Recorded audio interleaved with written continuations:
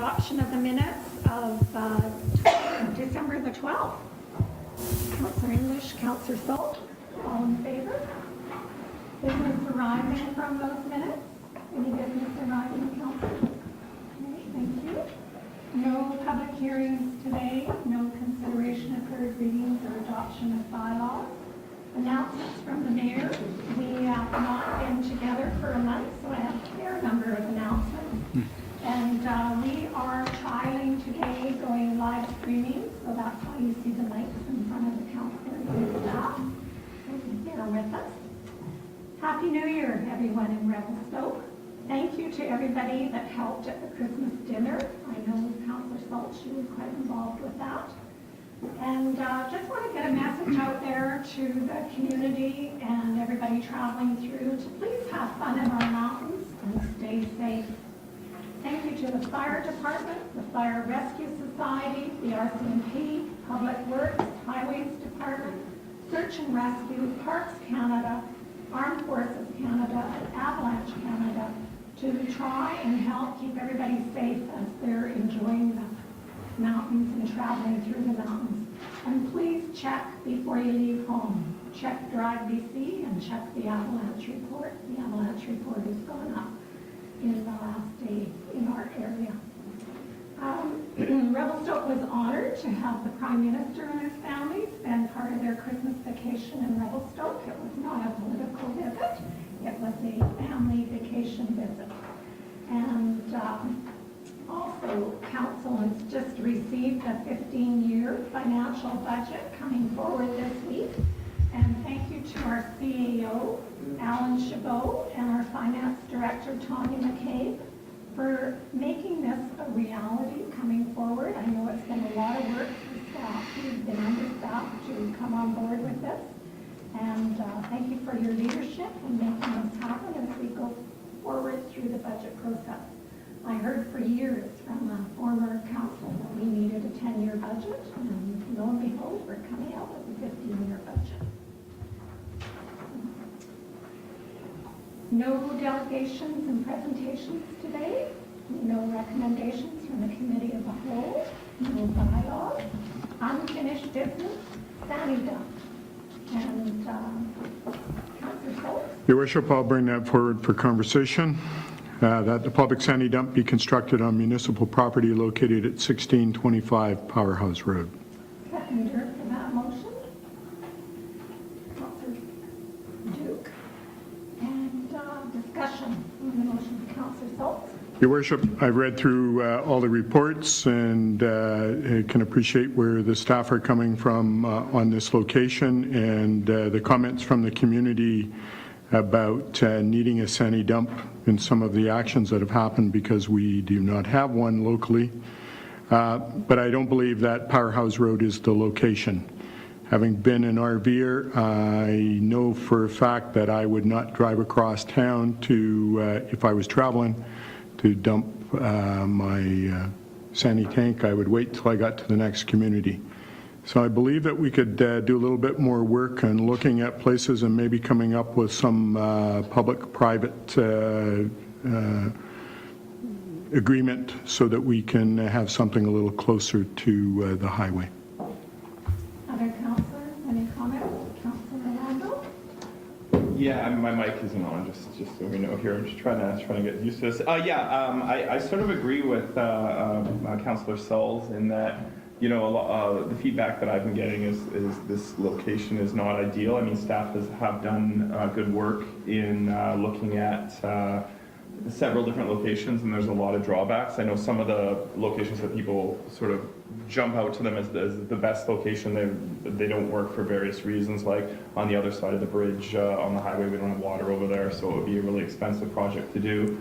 I feel like I would like to get more input from the communities that have come forward to express concern about it, such as Tourism and the Economic Development Commission as well has penned a letter here to sort of explore other options. But I feel if we went with the one that is presented, nobody would be happy with it, or they would see it as sort of too quick of a decision. And I think if we sort of shake the tree a little bit, there might be other opportunities for finding a good location, or opportunities for, yeah, like Councillor Sauls was saying, some sort of a partnership on the location. So I guess one of the things I'd like to see is perhaps to get this referred back to the Economic Development Commission. I don't know if that's an option. They were one of the parties that wrote a letter, and maybe get the conversation going, shake the tree a little bit. And I am hearing that it's causing an economic disadvantage for some, not having a sand event. So maybe there could be opportunities also for alternate funding if it constituted an economic opportunity. So. Councillors, any more discussion on this? Staff, do you have anything to add to this? Yeah, Your Worship, I guess before council considers a motion to refer for further consideration of sites, I just want to emphasize that staff has spent a great deal of time looking at potential sites and been in discussion with private landowners, with CP about a potential location. We are constrained by available land, by access considerations, by topography in the community. Also, staff in recommending the Powerhouse Road location have taken into account some of the technical considerations, because some of the sites suggested by others are a far reach from the city's sewage treatment lagoons, and they see the sewage being deposited at this facility needing to be pumped through nearly every one but one of the lift stations in the community. And so from an operating cost perspective as well. Some of the concerns expressed about Powerhouse Road was that the access route was dangerous and hard to navigate for RVers and those towing a trailer. And let's remind ourselves that we are supportive of a proposal to bring the community's gas supply to the community, liquefied natural gas, by tanker truck down that very same road. And I think that if you can access it primarily in the winter with those vehicles, it's certainly more than adequate for an RV. I'm an RVer myself. I live in Columbia Park. I don't think I would find the location inconvenient, nor if I was traveling looking to empty my waste holding tanks, that it doesn't seem inordinately out of the way.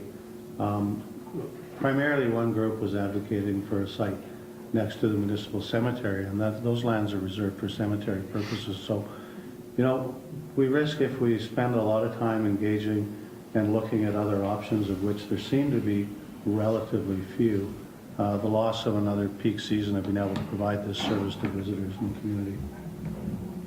I'm going to weigh in on this. I agree with the staff moving ahead with this property as proposed, and I think it's so that we don't miss another building season to capture this.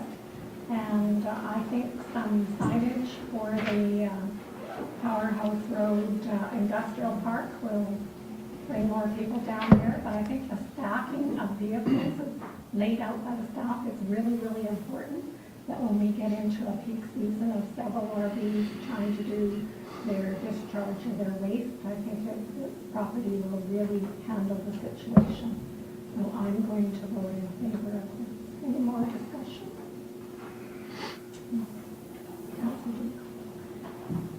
Thank you, Chairperson. The people will find the sandy dump, is my thoughts. And if you don't have one, they got nowhere to dump it. And going a year without having a sandy dump is probably not the best idea. Okay, councillors, you ready for the question? All in favor? Opposed? Take care. Thank you. Staff report, engineering, water model funding grant application. Your Worship, I'll bring forward that a submission of an application to the Provincial Infrastructure Planning Grant Program for $10,000 to revise the city's hydraulic water model be approved. Seconder for that. Councillor English. Discussion on this. Do we have a report from staff to just touch on this?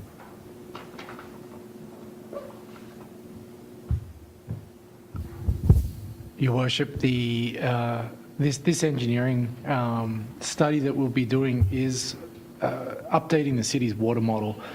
whenever we're reviewing a new development or any changes to our water system, this is the basis of our decision making. So having an updated water model will assist us with any new projects. It will assist developers, engineers in understanding our water system better, so that we can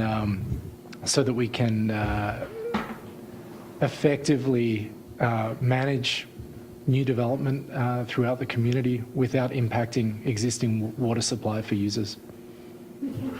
Councillors, any questions? Any discussion? Ready for the question? All in favor? Carried. So correspondence, we have correspondence from the Revelstoke Fairware. Councillor I have a conflict declaration from past business relationships. Councillor English. I'd be happy to bring that forward. Thank you, Your Worship, that a letter of support be written to Revelstoke Barraware for 2018 grant applications. And a seconder for that. Councillor Salt. Any discussion on that? Councillor English. There's a great group of local volunteers working at Revelstoke Barraware.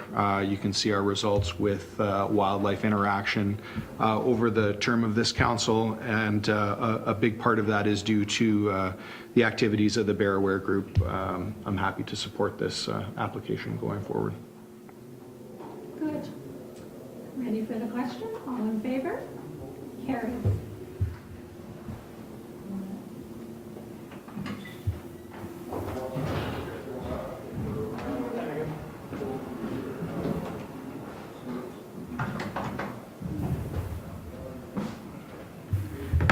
I can bring this next motion forward, if you'd like. Okay. Councillor Duke. 11B, that Councillor Nixon be appointed to the Okanagan Regional Library Board of Directors to represent the City of Revelstoke, and further to appoint Councillor Orlando as an alternate. Seconder for that motion, Councillor Salt. Councillor Orlando, you're okay with that? And I'm okay with that. Any discussion? All in favor? Carried. Thomas Brook, local area service, concerns regarding dedicated sewer connection fees. We have 2 letters received, and councillors. Want to open discussion on this? Councillor Salt? Your Worship, I'll just kind of start on this. It's disappointing in the least to see that this was an oversight going forward. Little concerned as to how it's going to be dealt with at this point. I know in my personal budget, if I was handed a $6,700 bill over and above what I had to pay per year, it would really affect me from a financial perspective. So I'm just looking for some guidance from the staff regarding this, and find out how that's being dealt with, and how it was dealt with in dealing with the Big Eddy water, or if that was a whole different kettle of fish. Do you want to start, or? Sure, I can, and perhaps Mr. Thomas can help if I miss something.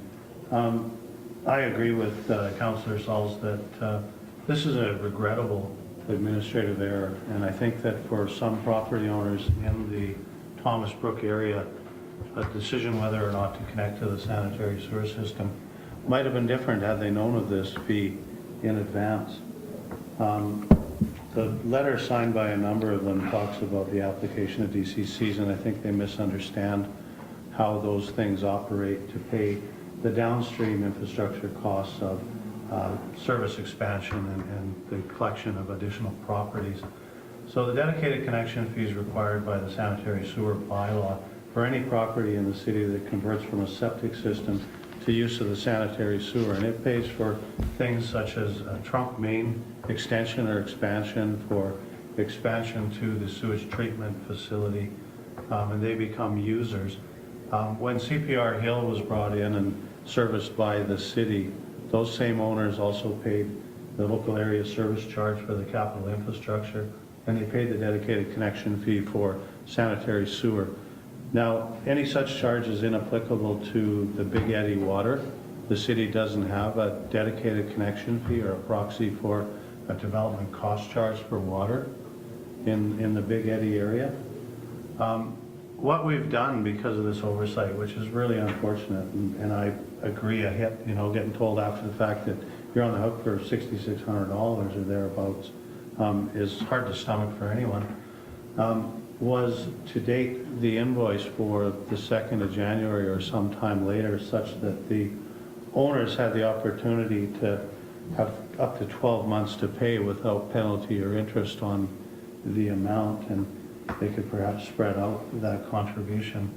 I think one thing that council could do to soften the impact is pass a resolution authorizing the city staff to see repayment of that amount, or the payment of that amount, not later than December 31st, 2019, providing effectively 2 years.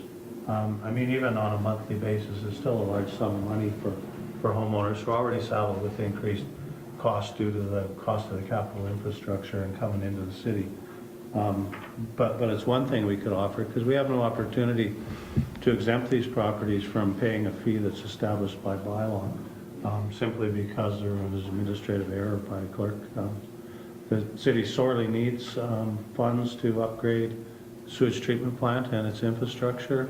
We're notably short on reserve funds and development cost charge funds allocated to sewer, and so it's even though it's not an option, it just wouldn't be advisable to not raise the necessary revenue to fix a system that's quite old. Mr. Chabot, I agree with you that we need to extend the payback period for this neighborhood. It is a very unfortunate error of omission, not commission, and I do feel that that would be a shock to the people to receive that. Mr. Thomas, do you have some more to add to this? Your Worship, just as the CAO mentioned, this is a fee that is paid by anyone that's connecting to the sanitary sewer system in lieu of a DCC. So a development cost charge can only be paid for, can only be applied when a development is happening that's over $50,000 in value. And so the connection of the conversion of a septic system to a sanitary sewer system generally doesn't meet that threshold. And so under the city's bylaws, prior to my time, it was established that we would have a dedicated connection fee to ensure that we were capturing, particularly for an area like Columbia Park or Arrow Heights, where there is a lot of septic systems that gradually were added to the sanitary sewer system, or in the case of Arrow Heights, still many more that could be connected in the future, that this would be an opportunity for the city to capture the equivalent to the dedicated, the development cost charges for those properties. We don't have the same thing for water, for the water system, so that's why it doesn't apply in the Big Eddy, nor does it apply for Thomas Brook residents for water, because even though they were on either a well or on the Thomas Brook water system and converting to our system, our bylaws don't actually allow us to collect the equivalent to the development cost charge for water purposes. Councillors, any discussion on this? Any thoughts on this? Councillor Duke? Thanks. Through the chair, the big thing here is that we run this organization, or we're supposed to be the body, is the councillors that sit around here that are responsible for the organization's actions. And I don't think what's been expressed to the people of Thomas Brooks is that they have not gotten an apology for this. I don't know if they've gotten a direct apology from the staff, they've gotten a letter from the city, or if they've gotten an apology for us. But I think that's where it needs to start, first of all. This was a mistake. It was a clerical mistake. It was a mistake made by our staff. It was a mistake made by our organization. And I would like to formally apologize to the residents that are up there. The DCC charge, or whatever you want to call it, that's getting put through the $6,500 thereabouts dollars, that has happened before for local service areas. It has happened on CP Hill, and there is a history of this happening. When the new sewer service goes through and you connect to your houses, that is a charge. So it's not a new charge that's come out of anywhere that the staff's made up. It's in the bylaws. It is there, and it was an omission for them not having it in the initial documentation that went out to you. So I think that the fact that the city is saying, okay, we've made this mistake, and it is a large sum of money, and then we can defer that so it goes over 2 years instead of being due, today, that it is a good compromise. It's not the best, it's not a good, you're not going to go home and cheer about it because the money is still owed, but at least it's something that we can do. And that's my feedback. And you're right, Councillor Duke, an apology to the neighborhood for the omission and quite a shock coming over Christmas. Other councillors, Councillor Lando? Through the chair, just a question that I have for staff in terms of extending the deadline to December 31st, 2019. If someone chose to, or was in a financial situation where they were required to extend it past there, what do they have any options to that? Is there a penalty? Is interest rates odious? What is the situation?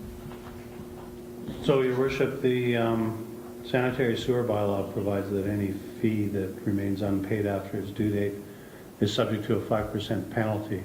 But if council resolved to extend the due date to December 31st, 2019, there'd be no penalty provided you paid it by that date. But the day after, the 5% penalty would need to be applied. That'd be January 1st, 2020. And then the outstanding amount would begin to accrue interest in accordance with the rate set by provincial regulation. And it would then become treated as taxes in arrears and added to the tax bill for July of 2020. Councillors, any other discussion? Yes. Just one more, Your Worship, through the chair. One more question of staff. With this amount owing, do property owners have any options for similar deferrals for people over 65 to put it onto the title of their property or something like that if they can't pay it? I think an owner would need to wait until it had converted over into taxes in arrears and been subject to the 5% penalty and then accrued interest over a period of 6 months, which makes the option of tax deferral somewhat less attractive, but it probably would operate that way. And tax deferral can be applied to people over 55, am I correct? Yeah. And the interest charged by the province on those amounts on the sale of the home or the settlement of an estate is really, really quite low. It's something some people have taken advantage of and used what they would otherwise paid in taxes as an investment and made money on. Councillors, I don't propose anyone do that, though. Councillors, I'm looking for a motion to help this matter go out. Anybody willing to bring forward a motion? Councillor Schultz? Your Worship, I'll bring forward a motion that we defer payment in full for this to December 31st, 2019. And from this point on, which works out to just short of $300 a month. And each, I'll just leave it at that rather than put any... Order for that motion? Councillor Duke? Any further discussion, councillors? Ready for the question? All in favor? Carried. And again, we apologize for the omission. Alrighty, communications, RCMP Community Policing Report for October. Any questions? Bylaw enforcement, monthly summaries for November and December. And Aquatic Center monthly report for December. And questions from the press. Melissa? Sean? Just confirming that it's hard to hear, it was December 31st, 2019 is what you deferred Thomas Brook to pay back the $6,700. That was correct? That's correct. Okay. Is there another member of the press that I don't see? Okay, thanks. Looking for a motion to move in camera pursuant to sections 90.1 G and K of the Community Charter. Councillor English, Councillor Orlando. Thank you.